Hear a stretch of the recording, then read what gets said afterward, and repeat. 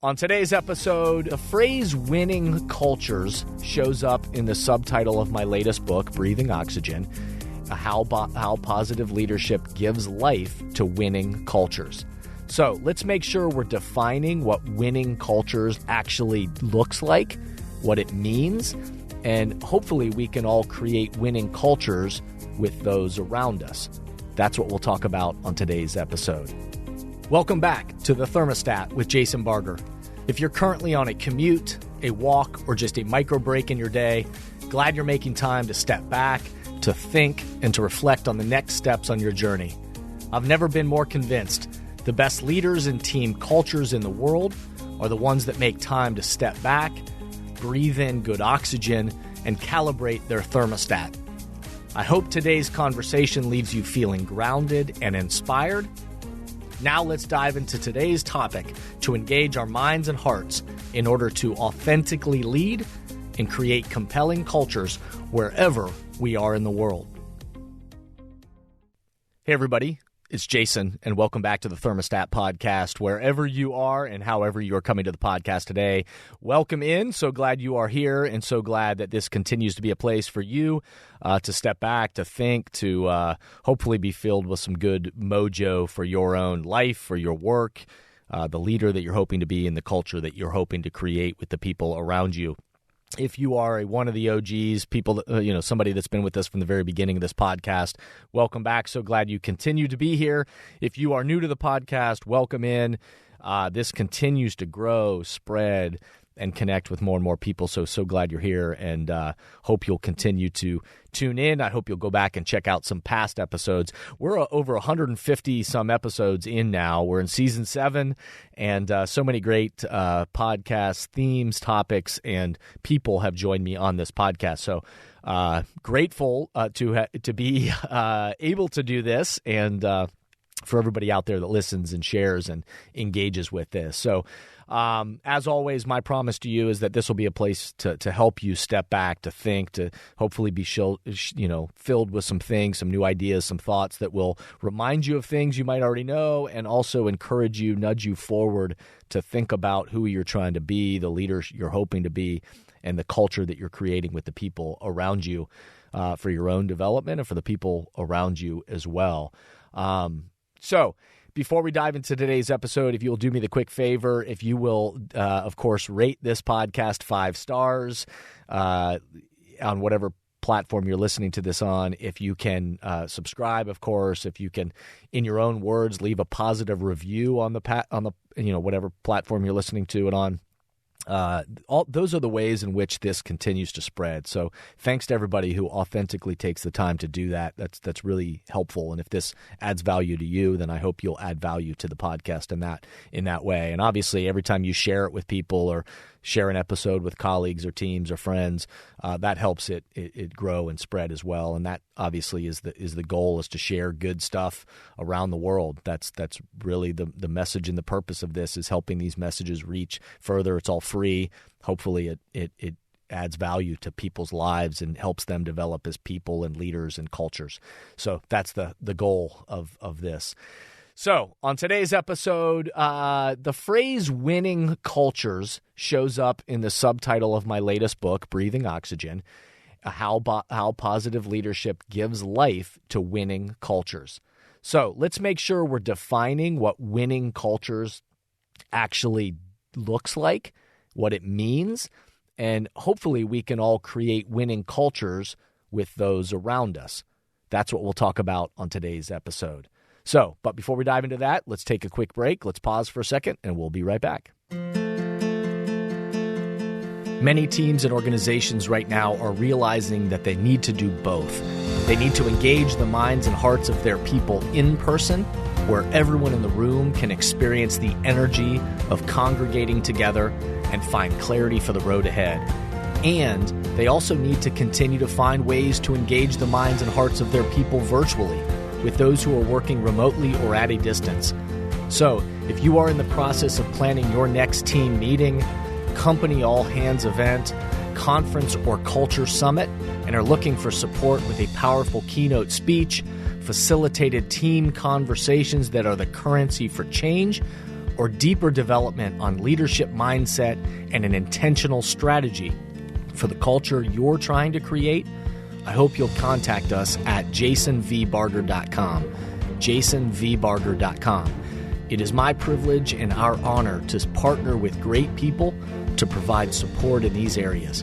We want to breathe oxygen into your leaders and throughout your organization so you can set the temperature you want for your culture. We look forward to connecting with you soon. I hope you'll contact us at jasonvbarger.com, jasonvbarger.com. It is my privilege and our honor to partner with great people to provide support in these areas. We want to breathe oxygen into your leaders and throughout your organization so you can set the temperature you want for your culture. We look forward to connecting with you soon.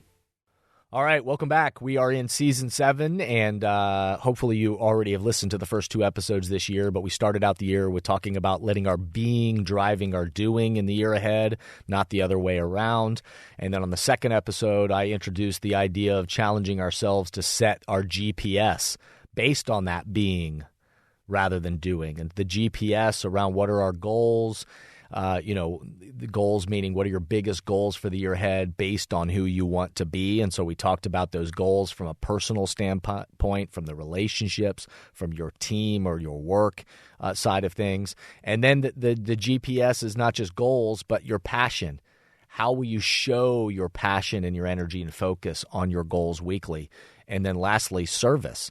That GPS, if it's goals, passion, and service, is who are your goals in service of or for, and what might they be thinking, needing, wanting. And so I shared a lot of different examples from my life personally, my marriage, my friendships, my kids, and then certainly with the partnerships of the teams and organizations that I'm lucky to serve to help support their leadership development, their culture shaping, their clarity around mission, vision, and values. So I encourage you to go back and listen to those and or continue to think about how is your GPS driving your being in the year ahead. So today, as I mentioned, I want to make sure we define the terminology winning cultures. And I think this is always an important topic, but as we enter a new year and certainly with all that has been happening in the world over the last 2.5 years, that the idea of shaping culture has never been more important than it is now. Leaders, teams, and organizations have to have a strategy, an intentionality, a commitment to developing leaders and shaping culture. Or else all the research and analytics and data will tell us that people will go somewhere else. If they're not connected and engaged and compelled by not just what you do as a team or organization, but how you do it, then they'll go somewhere else. They'll find another place because they're really looking for that meaningful culture, for a place that they can contribute and feel a part of and be a part of something greater than themselves, and they feel appreciated and developed and all of those things. So as we start a new year, again, hopefully this is already your mindset, but I want to make sure that we're defining this terminology around winning cultures.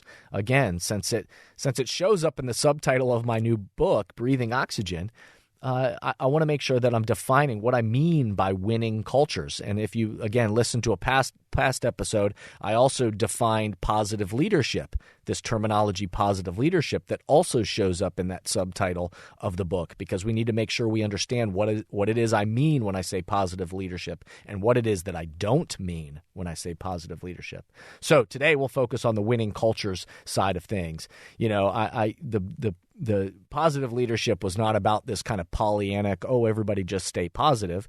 In fact, it's about believing in a future that we can create together, to be optimistic and positive about that, but not hiding from the obstacles and challenges we're facing, actually being able to name them and look at them. So positive leadership isn't this Pollyannic, just, hey, everybody stay positive. It's naming those challenges and obstacles we're facing and yet still believing in a future that we can create together. So winning cultures also needs defining. We need to make sure that we define what this terminology winning cultures means. It's not just about the scoreboard, Okay, I want to start there. It's not just about the scoreboard, although you will certainly hear me say that the score does matter in many circumstances. We have goals. We have, targets we're trying to hit. We have metrics in which we as an organization or as a team, what it is we're trying to accomplish allows us to help, allows us to even continue to get to do what we're doing, and or we have something we're aiming for. So I don't want you to hear me say that the scoreboard doesn't matter, but what I'm talking about is not just the final score. Okay, I just want to make sure that we hear that. Again, you'll hear me say that the score matters and helping us understand that. But we just need to know how we define success. And to step back for a second, when I talk about winning cultures, part of it has to do with how do we define for ourselves individually, but also for the culture of the people around us. So again, you may be thinking about it from the context of your relationships or your family or your friendships or a board that you serve on for a nonprofit organization, or you may be thinking about for your team or your organization at work, and how you together define success and define what winning means. I encourage you to think about what's the purpose of your mission? What's the purpose of your actions, of your pursuits? We must know what we're aiming for. As you've heard me say again before, where we look is where we go. And he or she who aims at nothing hits it every time. So we've got to know what is it that we're aiming for. And again, a score or a target or a metric or a goal is certainly part of it. But what I want to make sure is that it's not just that number. Winning cultures, in my opinion, is so much more than an output. It's how we are committed to pursuing our mission. The main question to winning, that term winning, in my opinion, is what is authentic for you and your people? Not just the output is a part of it, but also what is authentic for you and your people? What are you genuinely trying to create? What's the ecosystem for how you pursue your mission? The temperature you all set together. Part of that a winning culture is, do we even understand and have clarity around what is authentic for us? And not just what are we going to do, what's the output that we're aiming for, but in the pursuit of that outcome or that output, how is it that we're committed to showing up together? And a winning culture is one that has clarity around how we show up together, how we, what expectations and authenticity and how we're committed to pursuing those goals is as much a part of the winning culture as the outcome or output that we create together. So what is that temperature that we're trying to set of how we show up together? A winning culture is one where you are and the group or the team is authentic in how they move and how they collaborate, how they work together. And the results or the output or the outcome follow because of it. So for me, winning cultures are not just about the output. The output is important. Again, if we're never hitting our targets and we're never, progressing as a team or organization, we're not growing in the sense that we're, succeeding in whatever our mission is, then eventually we'll lose the opportunity to do what we do. So we know we need to hit targets, but winning cultures is not just hitting the targets, it's how we pursue those targets and the authenticity and the connection and the collaboration, the expectations, the ecosystem of how we commit to that together and how we're committed to the temperature that we set and then that oxygen that we breathe into ourselves and others along the way. That's what creates what I mean by a winning culture. So, some questions for you to ponder this week in your own practice. How would you define success for you, for your culture, for your pursuits? What does that look like? So how do you even define that kind of success for you or your culture or your pursuits? And how would you articulate your ecosystem for how you want to work together? How would you articulate that, how you hope to work together and how you hope to be that winning culture? So I hope you'll keep tuning in. We've got more great episodes coming on the road ahead.